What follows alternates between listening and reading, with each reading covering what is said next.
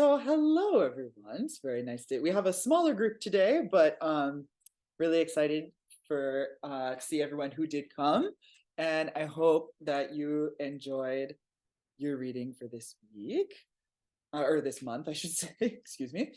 Oh, yes. So we are going to be discussing today the second part of the Confessions of Lady Nijō, Towazugatari in Japanese.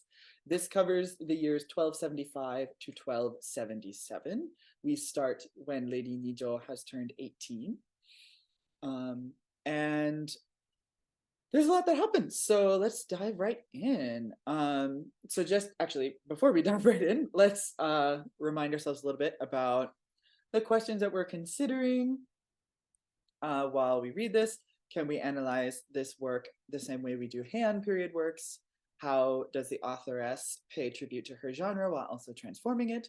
What reasons could there be for the lack of reception history? And then how trustworthy is Lady Nijō herself as an author? Just some episodes. We've got some new characters who've come in who have been stirring the pot and whatnot. But we start with the full moon gruel ceremony, where the ladies' private parts get whacked with sticks by the men. And then what my favorite part, which is when the women retaliate and whack the men back with sticks. And then we have different men having to pay retribution. And at one point, Gofukaksa has to pay retribution to himself. And it's like, oh my God. But we have that. We have the introduction of the infamous character Ariake no Tsuki, who I kind of think of as her toxic boyfriend. He does a lot of really strange things, and I'm really looking forward to hearing what you guys thought about him. We have different festivities. We have Gofukaksa arranges a kickball game to be played by his ladies in waiting as kind of like a strange amusement. And we have also the arrangement of the Tale of Genji inspired concert.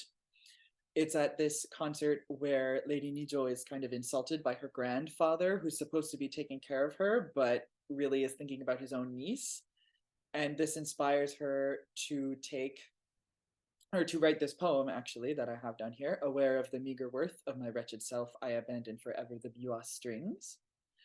And she does kind of a Mother of Michitsuna Gossamer Diary-esque flight to the area of Sokujo Temple, where she ends up being discovered by her other lover, Akebono. And yeah, I wanted to showcase this picture down here. Is for those of you who don't know what the biwa is, this is what the biwa is. It's very much like a lute. In fact, the biwa and the lute are related. They have the same Middle Eastern ancestor called the oud.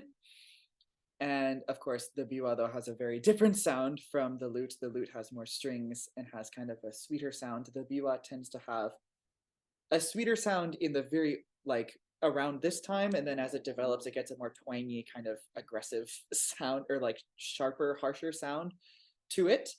But this is the instrument that Lady Nijō excels at, and it's an instrument that a lot of women in this literature excel at. This other instrument, the koto, is another instrument that the women excel at.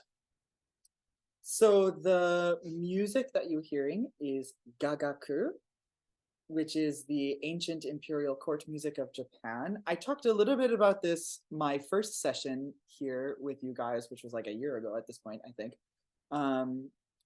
And the use of gagaku in the Tale of Genji. But gagaku is the oldest form of orchestral music that exists in the world to this day. It has been performed consecutively for over 1,000 years. And it is orchestral in the sense that it combines percussion, winds, and string instruments. And this photo is from the performance of the Goseshi dances for the Emperor Taisho in the 1920s, or actually not the 1920s, the late 1910s. So yeah, that is really all that I have for my presentation. I would love to open the floor and see what you guys thought of this volume.